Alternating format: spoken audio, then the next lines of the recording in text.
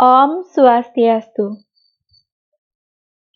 Perkenalkan, nama saya Nimade Aprilia Martidewi dengan NIM 2111031442 dari program studi S1 Pendidikan Guru Sekolah Dasar semester 1. Di sini saya akan menjelaskan tugas dari mata kuliah Agama Hindu. Tugas yang diberikan adalah artikel yang bertemakan upaya umat Hindu dalam melaksanakan upacara yajna pada kondisi new normal untuk menghadapi pandemi COVID-19. Judul artikel saya adalah upacara yajna tetap dilaksanakan dengan mematuhi peraturan yang berlaku. Serangkaian kegiatan keagamaan di Indonesia tidak dapat dipisahkan oleh masyarakat Indonesia itu. Maka dari itu, kegiatan keagamaan harus tetap dilaksanakan oleh masyarakat Indonesia meski dengan mematuhi peraturan-peraturan dan protokol kesehatan yang berlaku.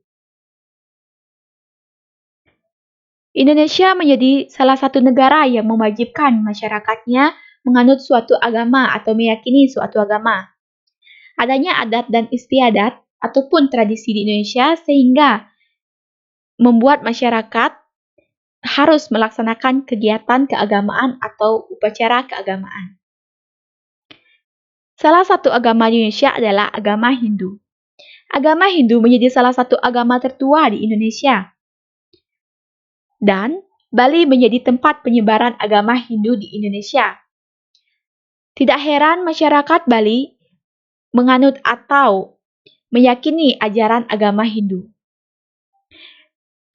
Setiap agama tentunya memiliki kegiatan-kegiatan keagamaan, salah satunya adalah agama Hindu. Kegiatan agama Hindu berlandaskan pada ajaran Trihita Karana. Apa itu Trihita Karana? Tri yang berarti 3, Hita berarti kehidupan, dan Karana berarti penyebab.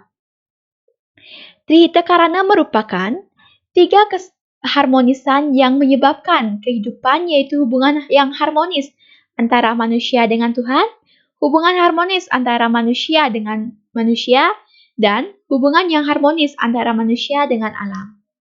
Selain berlandaskan pada ajaran Trihita Karana, kegiatan atau upacara keagamaan agama Hindu juga berlandaskan pada ajaran Panca Yajna.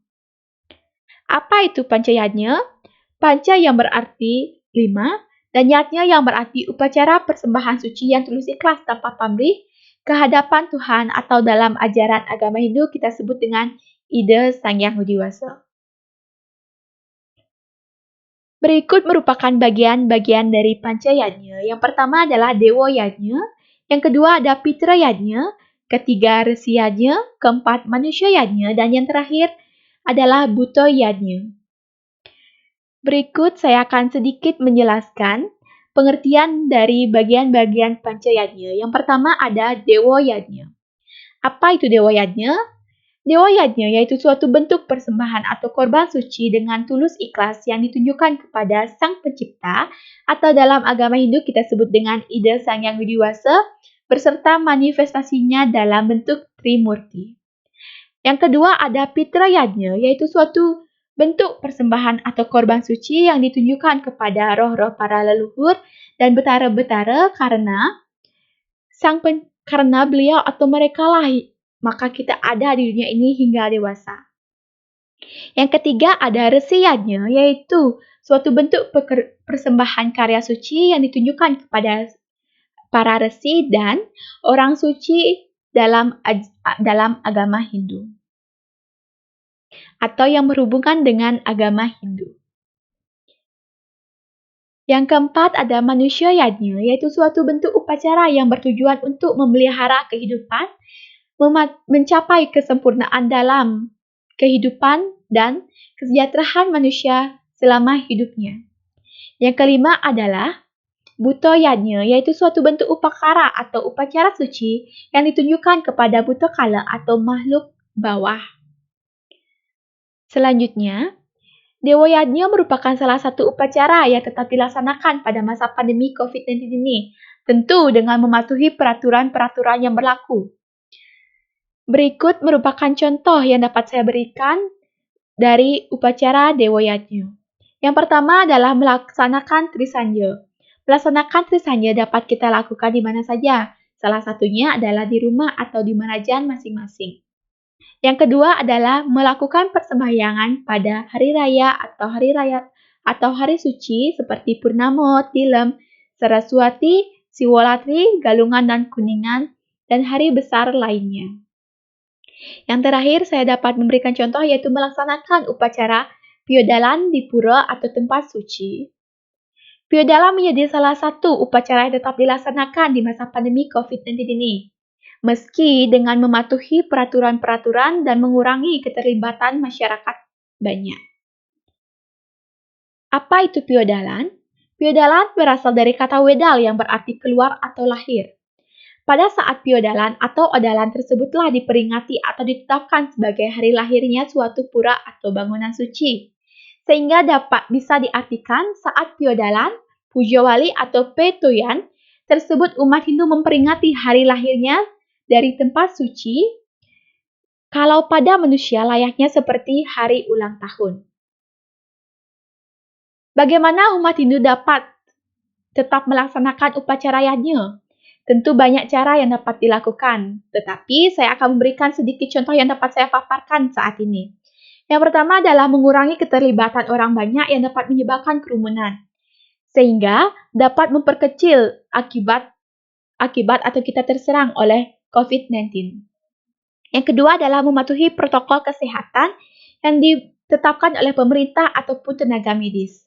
Yang ketiga adalah mematuhi peraturan yang berlaku pada pandemi COVID-19.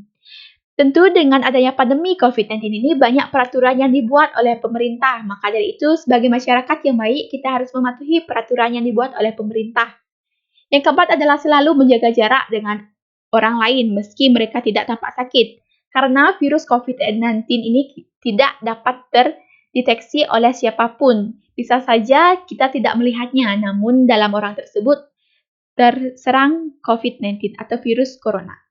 Yang terakhir adalah sembahyang dari rumah masing-masing atau merajan masing-masing, karena pada saat pandemi ini kita tidak dapat melakukan kegiatan di luar dengan peraturan-peraturan yang berlaku saat ini, sehingga kita dapat melakukan persembahyangan di rumah saja. Selanjutnya saya akan memberi contoh pelaksanaan Piodalan di Desa Bongkase. Pelaksanaan Piodalan di Desa Bongkase tetap dilaksanakan, yaitu di pura pada masa pandemi ini, didampingi oleh petugas dan pecalang setempat untuk memantau para masyarakat agar tetap melaksanakan protokol kesehatan agar terhindar dari virus COVID-19 ini, sehingga dapat meminimalisir terjadinya serangan COVID-19 atau menyebabkan virus COVID-19 ini. Kesimpulan yang dapat saya sampaikan pada presentasi kali ini yaitu kegiatan keagamaan di Indonesia tidak dapat dipisahkan dengan kehidupan masyarakat karena merupakan kewajiban suatu umat beragama. Yang kedua adalah kegiatan keagamaan atau upacaranya masih bisa dilaksanakan tanpa mengurangi tujuan dan makna dari upacara tersebut.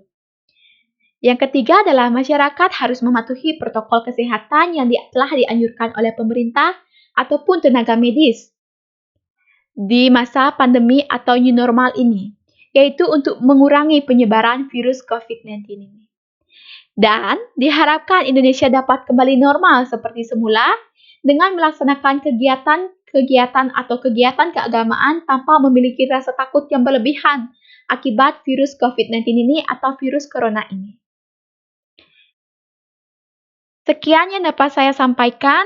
Mohon maaf bila ada kesalahan kata atau perbuatan yang saya sampaikan saat ini. Saya tutup dengan ucapan terima kasih dan saya tutup dengan Pramo Santi. Om Santi Santi Santi Om.